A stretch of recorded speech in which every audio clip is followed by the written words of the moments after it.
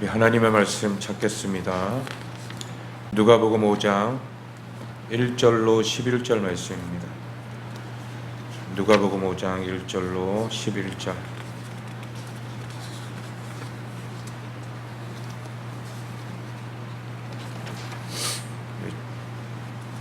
찾으셨으면 한 목소리로 합독합니다.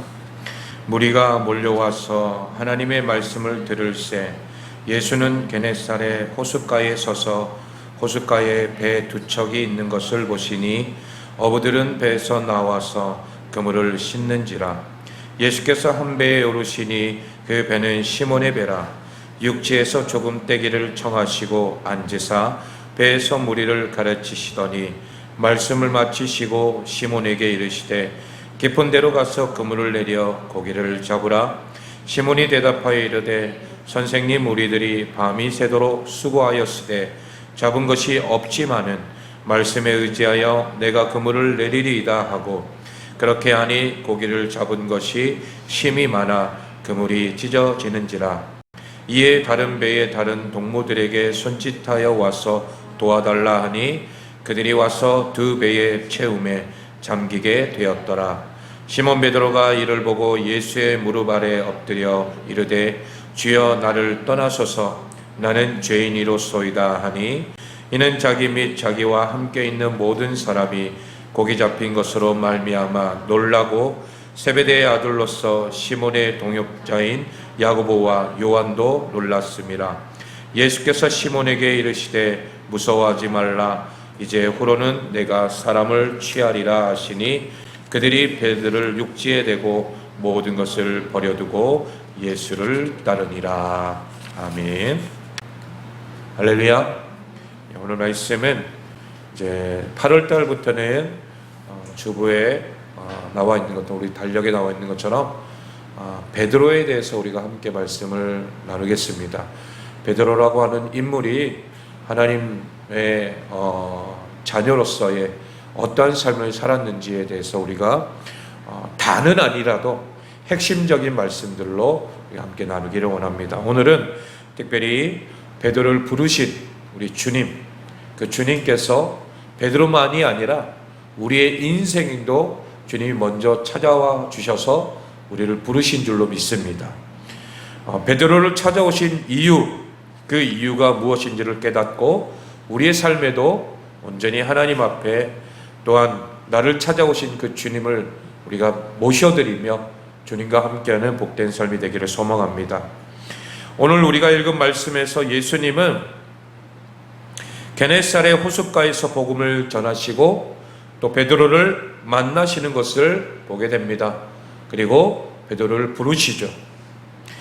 본문의 말씀을 통해서 세 가지를 우리가 깨달을 수가 있는데 어찌 보면 너무나도 뻔하고 당연한 내용이지만 진리는 굉장히 단순한 것입니다. 여러분, 그렇기 때문에 이 단순한 것을 우리의 가슴 속에 새기고 날마다 말씀대로 살아가기를 소망합니다. 그 첫 번째가 예수님은 우리와 함께 하시기 위해 오신 것을 알 수가 있다라는 거예요. 그리고 두 번째는 하나님의 말씀을 믿고 순종할 때에 하나님의 살아계심을 경험할 수 있다라는 거예요. 마지막 세 번째는 주님을 인격적으로 만나면 우리의 삶을 뒤로하고 예수님만을 따르게 된다라는 것을 말씀합니다. 그 첫 번째로 우리와 함께 하시기 위해 오셨다라는 것입니다. 예수님은 공생애를 시작하시고 갈릴리와 나사렛, 가버나움과 오늘 본문의 게네사렛까지 이르러 두루 다니며 복음을 전하셨다라고 말씀하십니다. 우리 오늘 본문 말씀 앞장 4장 43절 말씀 읽어보겠습니다. 43절 시작.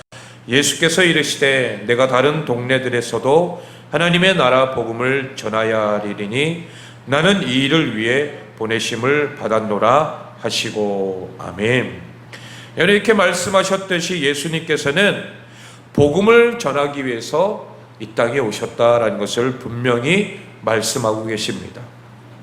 그런데 이 말씀을 마태복음에서는 예수님의 사역에 대해서 또 다르게 말씀하시는데 마태복음 9장 35절 말씀 읽겠습니다. 시작. 예수께서 모든 도시와 마을에 두루 다니사 그들의 회당에서 가르치시며 천국 복음을 전파하시며 모든 병과 모든 약한 것을 고치시니라. 아멘. 여러분, 모든 마을을 두루 다니신다라고 말씀했는데, 여러분, 이는 모든 마을을 골고루 빠짐없이 하나하나씩 다 다니시는 거예요. 왜냐하면 여러분, 복음을 전할 때에 어느 마을에는 가서 전하고 또 어느 마을에는 전하지 않는다면 여러분, 전하지 않은 그 마을은 소외감을 느끼겠죠. 그렇기 때문에 예수님께서는 구원하시기로 작정한 자는 하나도 잃어버리지 않기 위해서 예수님께서 곳곳마다 다 돌아다니시는 거예요. 그게 바로 요한복음 6장 39절 말씀이 나왔습니다. 우리 함께 읽겠습니다. 시작. 나를 보내신 이의 뜻은 내게 주신 자 중에 내가 하나도 잃어버리지 아니하고 마지막 날에 다시 살리는 이것이니라. 아멘. 예수님의 뜻은 바로 한 사람도 잃어버리는 사람이 없도록 곳곳에 가서 주의 말씀을 전하는 거예요. 하나님의 말씀을 전하는 거예요. 하나님은 오늘도 이렇게 마을 곳곳 지금도 전 세계적으로 봤을 때에 여러분, 복음이 전해지지 않은 곳이 없을 정도로 오직 그런 곳에도 복음이 들어갔잖아요. 특별히 우리나라가 복음을 받은 나라로서 이제는 오히려 복음을 전하고 있는 나라로 바뀌어가고 있잖아요. 그래서 전 세계적으로 많은 곳곳에 선교사들이 나아가는 그런 실정이, 어떻게 보면 우리나라가 그것을 받은 은혜가 있기 때문에 내가 받은 은혜를 또 나눠주기 위해서 지금도 복음을 모르는 곳에 또 복음이 전해지지 않은 미전도 종족, 그런 곳곳에 말씀을 전하고 있는 것을 보게 됩니다.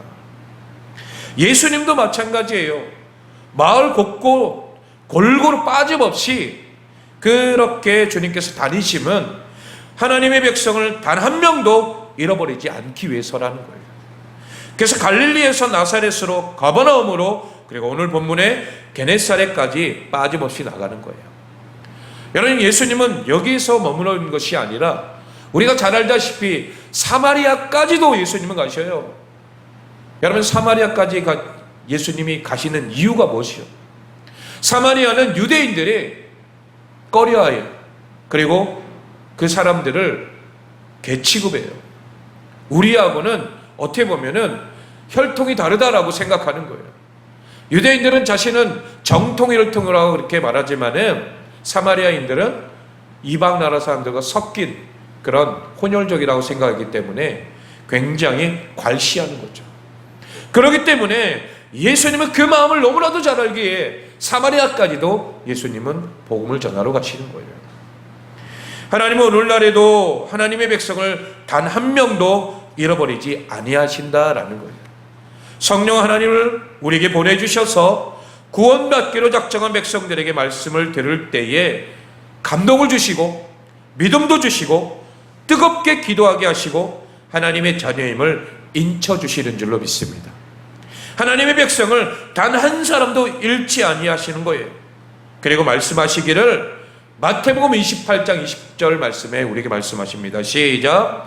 내가 너에게 분부한 모든 것을 가르쳐 지키게 하라. 볼지어다 내가 세상 끝날까지 너희와 항상 함께 있으리라 하시니라. 아멘.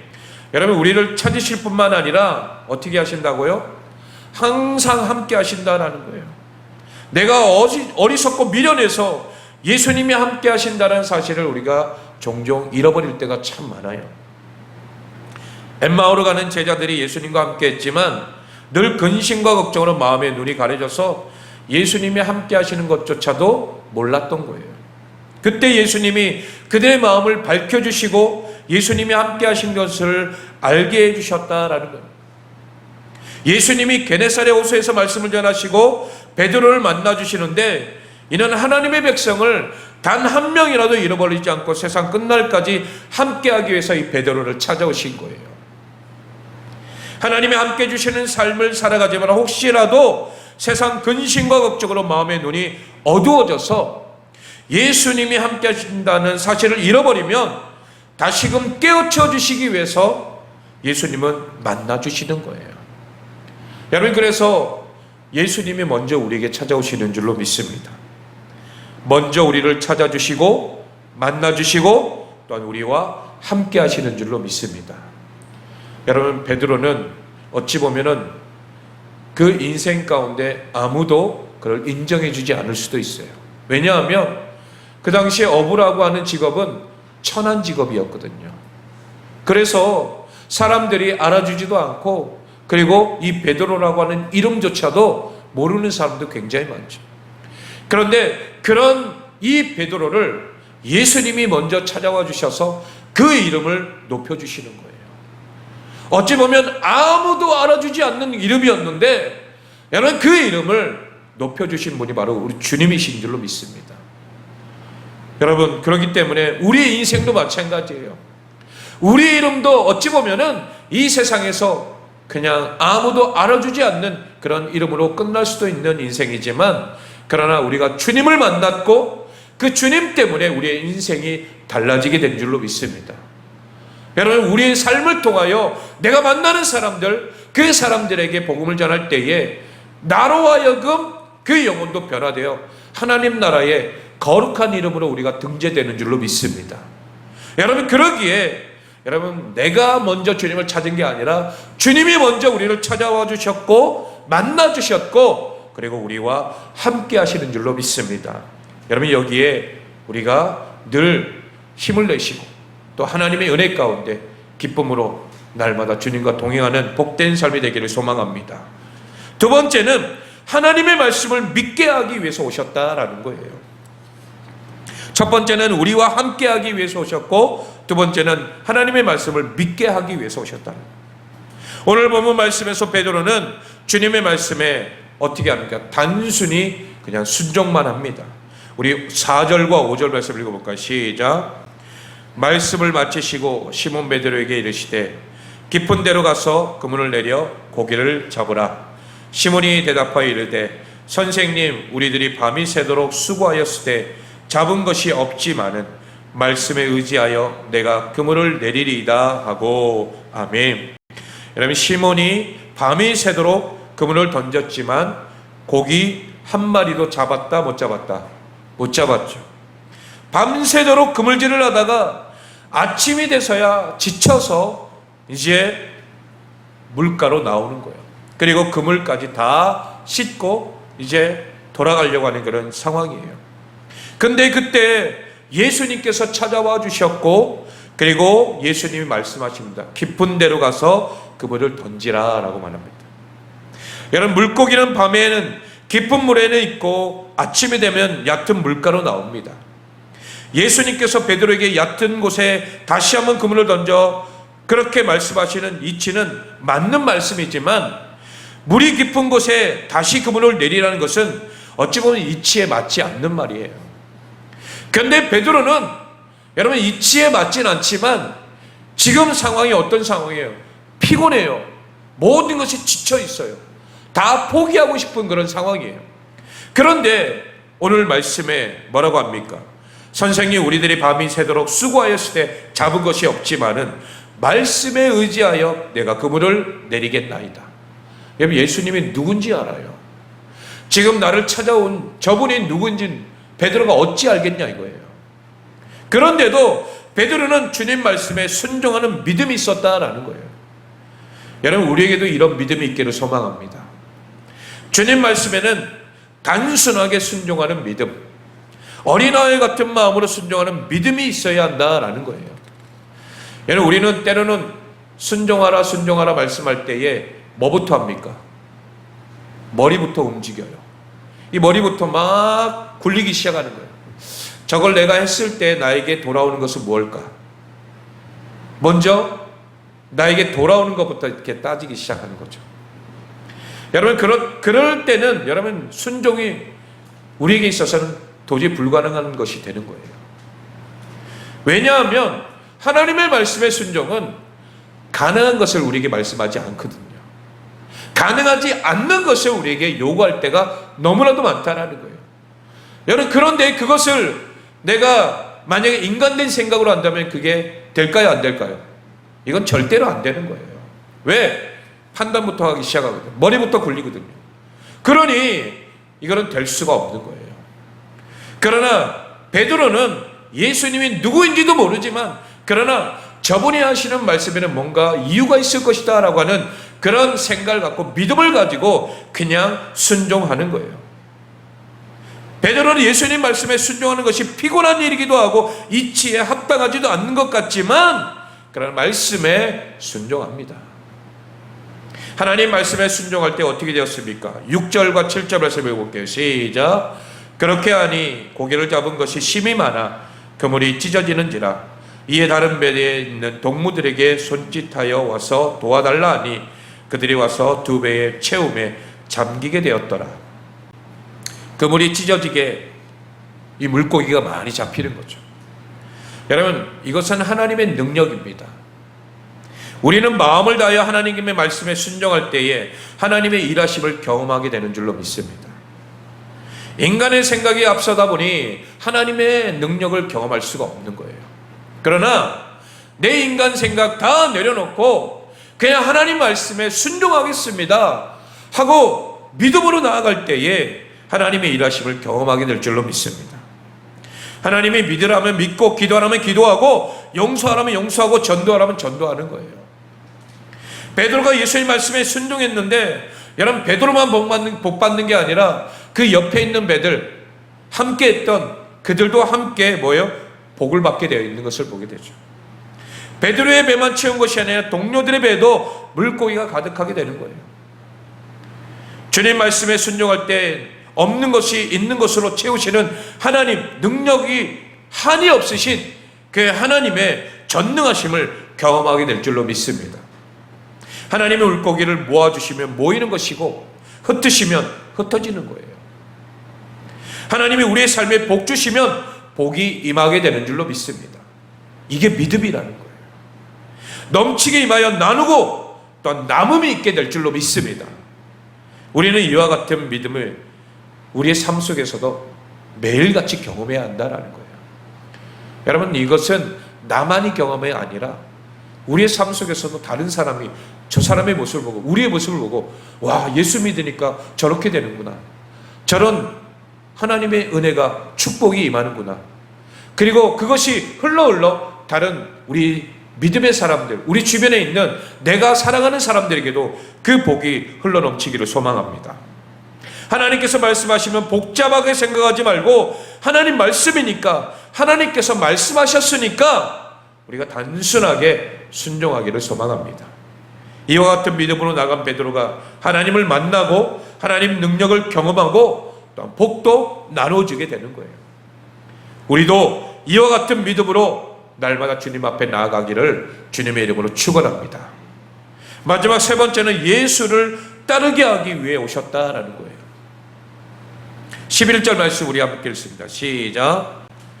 그들이 베드로를 육지에 대고 모든 것을 버려두고 예수를 따르니라. 아멘. 여러분, 베드로가 주님을 인격적으로 만나고 자신의 죄인인 것을 깨달았어요.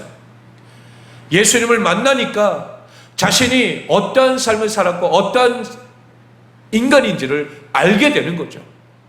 여러분, 그러니 내가 주님 앞에 나는 죄인으로서이다, 그 고백이 나올 수밖에 없는 거예요. 죄인에게는 어떠한 선한 것이 없어요. 죄인의 삶은 문제를 해결할 능력도 방법도 없다라는 거예요. 죄인은 삶의 두려움에서 벗어나기 위해 평생 몸부림쳐도 인생의 두려움과 허망함을 이길 수가 없다라는 거예요. 그러나 하나님이 우리의 죄를 해결해 주신 줄로 믿습니다. 그 죄의 문제를 해결해 주신 거예요. 죄로 말미암아 인생의 문제도 해결해 주신 줄로 믿습니다. 베드로가 자신의 힘과 능력으로 살아갈 때는 여러분, 빈손의 삶을 살아가잖아요. 그물이 빈 거예요. 내가 아무리 채우려고 해도 채워지지가 않아요. 계속해서 빠져나가는 거예요. 여러분, 때로는 우리가 하나님 앞에 믿음의 삶을 산다고 하면서도 하나님 앞에 믿음으로 나가지 못할 때가 있죠.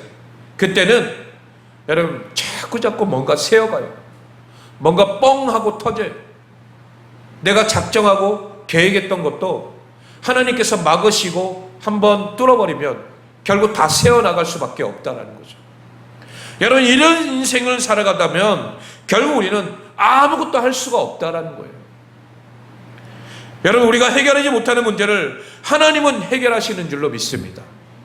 이것을 깨달은 베드로가 어떻게 합니까? 그들이 배를 육지에 대고 모든 것을 버려두고 예수를 따르니라. 내가 내 힘으로 하다 보니 아무것도 안 되는 거예요.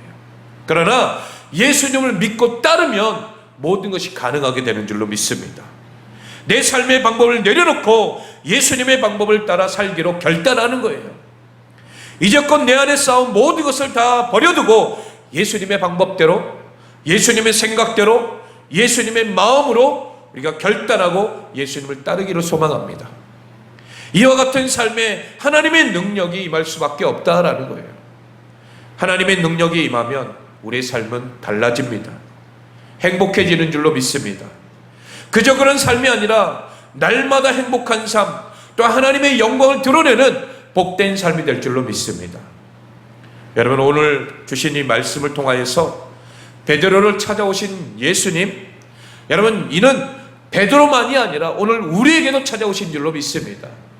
우리를 찾아오신 예수님께서는 항상 우리를 만나주시고 또한 함께 해주시고 세상 끝날까지 함께 하심을 일깨워 주시는 줄로 믿습니다.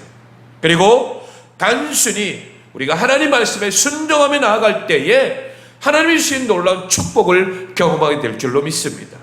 그리고 거기서 그치지 아니하고 날마다 주님을 따르기로 결단하는 삶을 살아갈 때에 하나님께서 우리의 삶을 복된 삶으로 인도해 주시는 줄로 믿습니다. 여러분, 이것은 우리뿐만이 아니에요.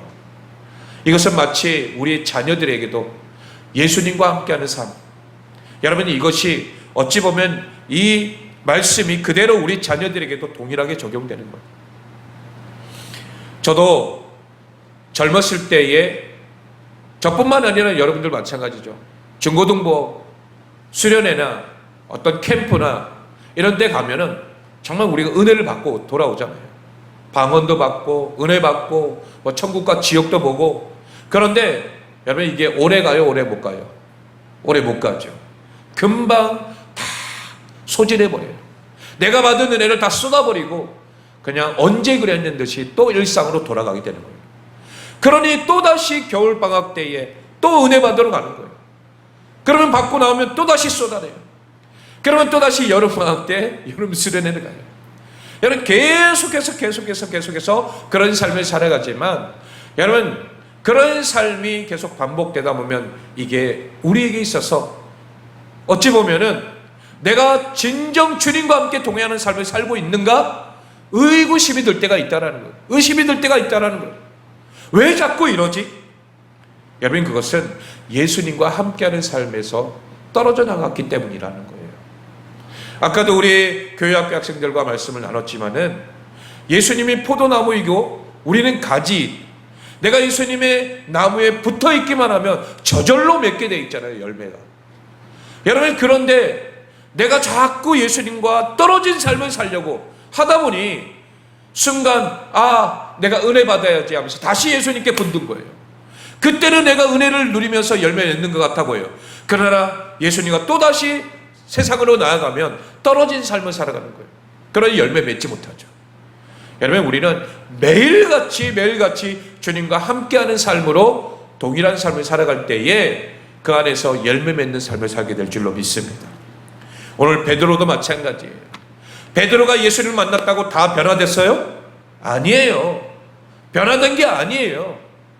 예수님을 따랐다고 해서 그 순간부터 사람 낚는 어부가 된 게 아니에요. 왜? 아직도 바뀌어야 될 것들이 많기 때문이라는 거죠. 변화돼야 될 것들이 많기 때문이라는 거죠. 예수님과 동행하는 그 삶이 아직도 일상화되지 못했기 때문이라는 거예요. 여러분, 예수님이 십자가에 못 박혀 죽으시고 부활 승천하실 때에 제자들은 다 무서워서 어디에 있었어요? 숨어 있었잖아요.